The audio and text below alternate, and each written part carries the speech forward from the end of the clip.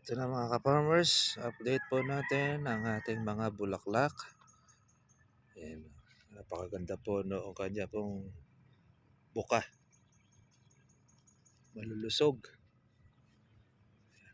Ayan ang dulot po mga ka-farmers po ng ating abono, yung ating organic fertilizer. Ang dami pong lumabas po na mga bulaklak. Ang bulaklak po niya may kasama na rin pong mga laman. Ayan, nakakatawa naman. Hanggang sa ilalim mayroon. Marami pa pong mga hindi nakabuka. Iba.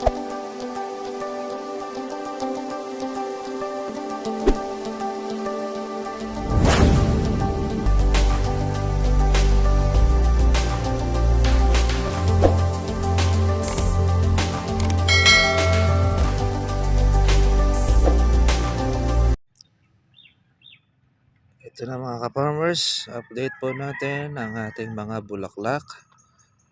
Ayan, napakaganda po noong kanya pong buka, malulusog. Ayan ang dulot po mga farmers po ng ating abono, yung ating organic fertilizer. Ang dami pong lumabas po na mga bulaklak. Ang bulaklak po niya may kasama na rin pong mga laman. Ayan, nakakatawa naman. Hanggang sa ilalim mayroon. Marami pa pong mga hindi nakabuka. Iba po ay lumulusot pa lang.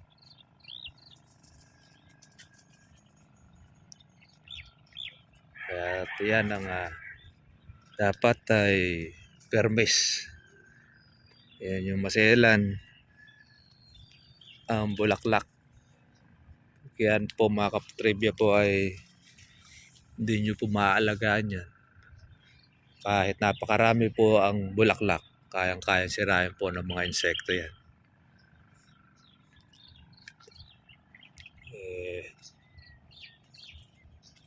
Tutukosin natin sa matindi pong mga maninira. Isipin ninyo, kahit namuti sa bulaklak, natutusok niyan lahat. Naiitlogan ng mga paro-paro.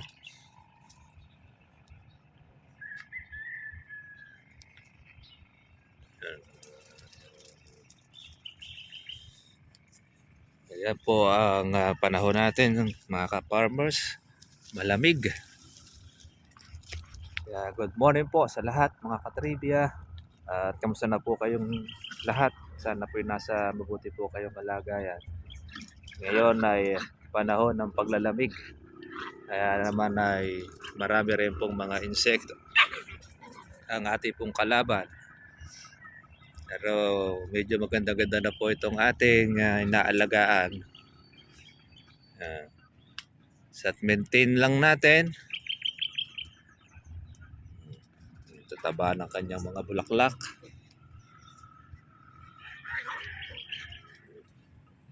At least ay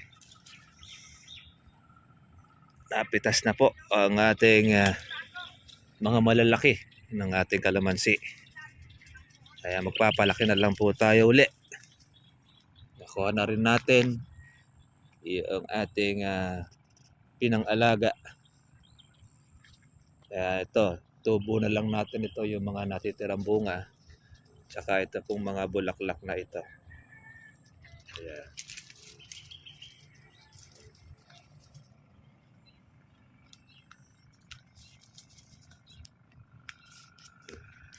papatubig na uli ang ating pong mga ka-farmers dahil wala na po siya uling ulan. Nagkaroon tayo ng bonus na ulan mga katribya.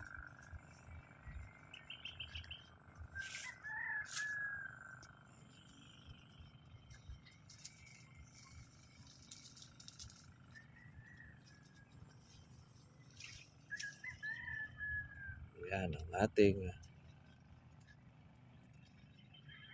mga flowers.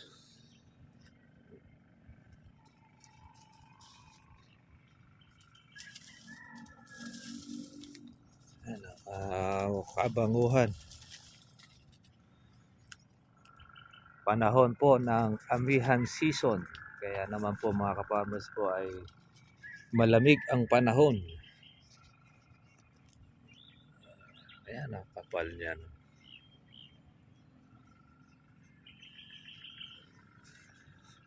Mabulaklak na araw. Animoy sampagita. Ang katribya. In-spray natin ito kahapon. Yan, walang insekto. Wala tayo makitang lilipad-lipad. Pero pagka hindi mo in-spray yan, pakarami po mga lilipad-lipad dyan na gumagala.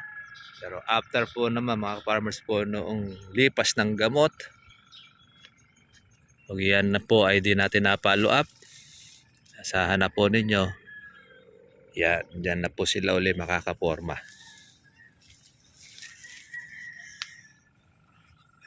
Tsaga-tsaga lang mga ka-farmers. Ganyan po ang pag-aalaga. Hindi naman po nakukuha po yan sa power spray. Pag hindi mo alam po ang timplada ng gamot mo at i-power spray mo, masisira rin yan. At saka pag hindi mo na-maintain yung inyo pong pag-i-spray mga ka-farmers, masisira yan. Yan, marami pa mga maliliit ang mga bulaklak natin.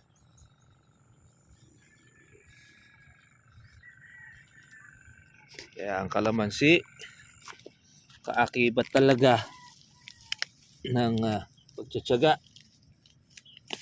sipag, at siyempre ng kapital o puhunan.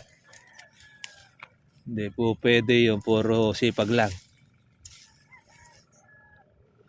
Sipag ka nga, wala ka naman po pang puhunan, wala ka pang gamit, wala. Titingin ka na lang po sa inyong kapitbahay na mayroong bunga.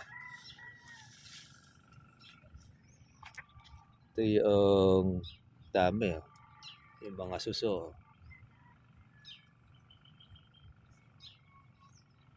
Lumilipat din po yan sa kalamansi ang mga suso.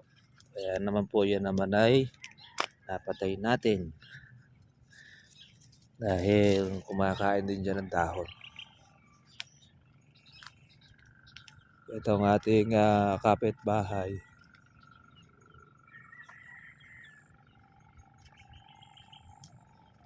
Uy! Kamusta ba yung inaalagaan mo? May mga tama yung mga maliliit, ano?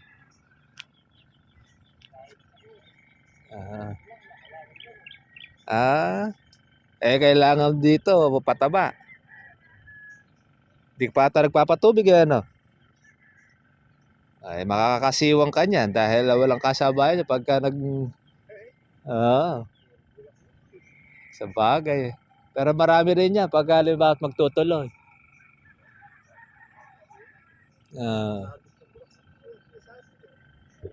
May napasok na sa loob, ano?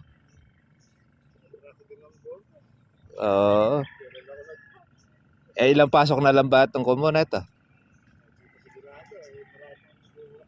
Ay, sa bagay. Nakakatatlong pasok ka na ba? Ako dire-diretso yung pag-i-spray ko Parang may sirang buko, ano? Pero may buo rin yung iba.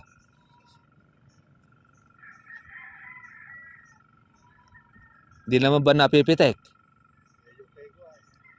Sa kabila? Nagtinira.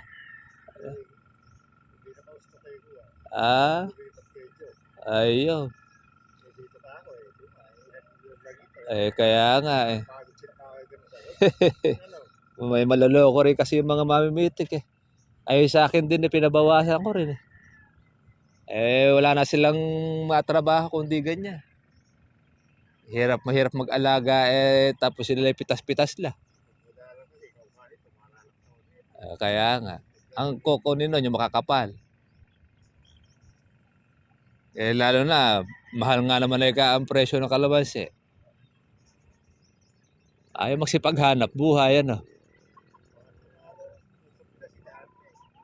Ah, doon na sa resihan. Mga ilang bagang nadali kaya? Kay Kapo. Oo. Yung mga suspect natin, sila-sila rin na kumakana, eh. Yun nga, 'di lang natin maaktuhan, eh. Oo, kaya malalakas ang loob, at maaaktuhan din niya pagdating ng panahon, eh. Kaya nga, may kalokohan. Ang ganda ng buka ng bulaklak, eh, oh. Oo, matataba yung bulaklak nito. Iba talaga pagka may tubig. May pataba ito, eh. Kaya malulusog yung bulaklak, eh. Hmm.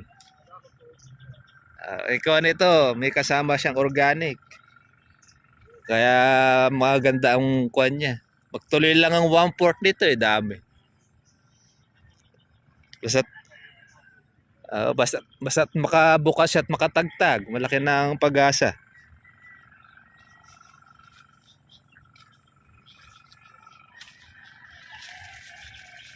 Ayan, yung ating pong katribya. Yung ating kapitbahay, madalas din itong nabibiktima rin ng kawatan, magnanakaw. Yan, yun din rin naman yung aming mga suspect.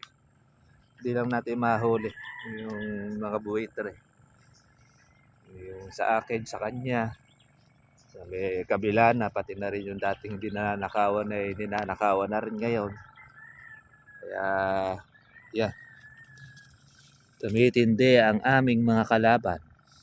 Kaya hindi po tayo ngayon makapagpalaki ng ating bunga, mga ka-farmers. Dahil pagka magpapalaki ka ng bunga, sila po ang makikinabang.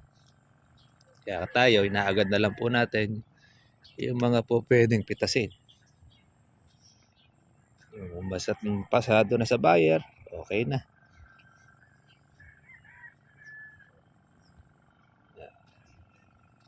At masaya na tayo rito sa ating pong bulaklak. Ang dami. Lumusot. Ayan. Namumuti. Yung iba sumusulpot pa. Kaya ang bulaklak, mga katribya, hindi naman po siya sabay-sabay. Una, tapos mayroong susunod uli. Hanggat siya ay inaalagaan mo, continuous.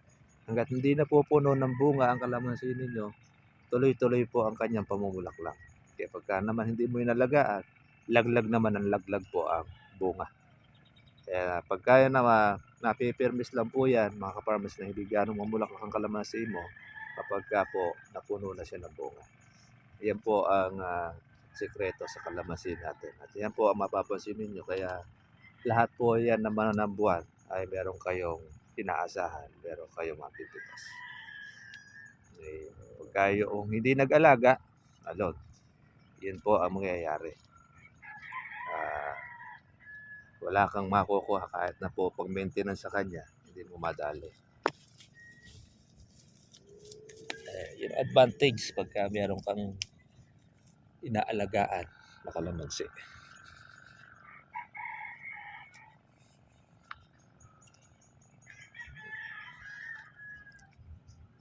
Ganda na po ng mga buka niya. Ayan.